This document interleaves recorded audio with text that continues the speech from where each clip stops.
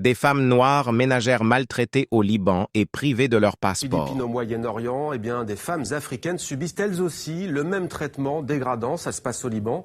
Recrutées comme domestiques, elles affirment subir des violences, ne pas recevoir de salaire et dans certains cas être privées de leur passeport. Elles seraient victimes d'un réseau.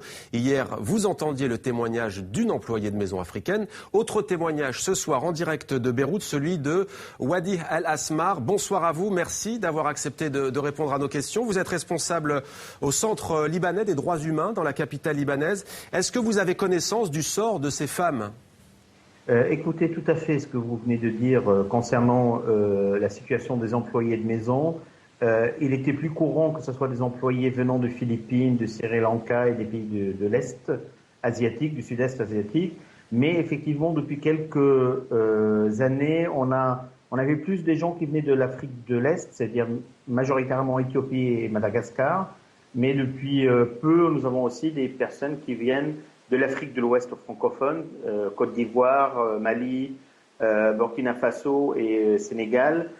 Et la loi au Liban, malheureusement, ne les protège absolument pas. C'est-à-dire, c'est pas comme vous aviez dit, dans certains cas, systématiquement, les passeports sont retirés à ces personnes-là quand elles arrivent sur le territoire libanais. Et ainsi, elles se trouvent sous la totale merci de leur employeur. Alors, que pouvez-vous faire pour les aider ? Écoutez, nous, comme organisation de défense des droits de l'homme, ce que nous faisons systématiquement quand nous sommes sollicités dans ces cas-là, c'est on essaie d'entrer en contact avec les autorités libanaises pour que, quand elles ne sont pas payées, que l'employeur soit convoqué pour qu'il respecte le peu de droits dont elles disposent. Mais nous essayons aussi d'aider certaines à déposer des plaintes ou à quitter le territoire. Concrètement, que peuvent faire ces femmes selon vous ? Quelles démarches peuvent-elles effectuer ? Aller voir leur ambassade, par exemple ?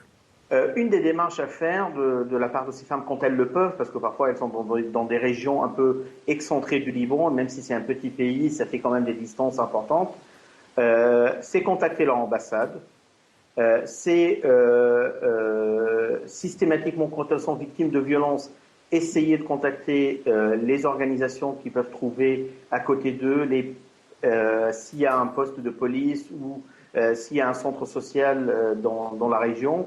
Mais malheureusement, je dirais, et je ne veux pas être alarmiste, mais elles n'ont pas beaucoup de moyens pour se défendre.